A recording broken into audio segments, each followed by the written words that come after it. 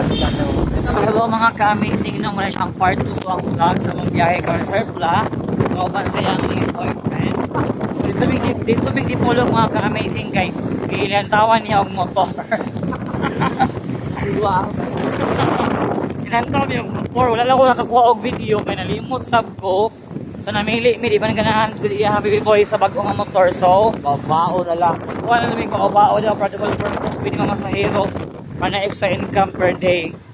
So karon mga ka-amazing padayon mi sa among paglakaw padulong mi sa Polanco sa tindahan ni Carla, sa istakan ni Carla. Kaya mukhaon mi o try ni sa iya ha products. So thank you so much mga ka-amazing. Serpla, hi sa Serpla.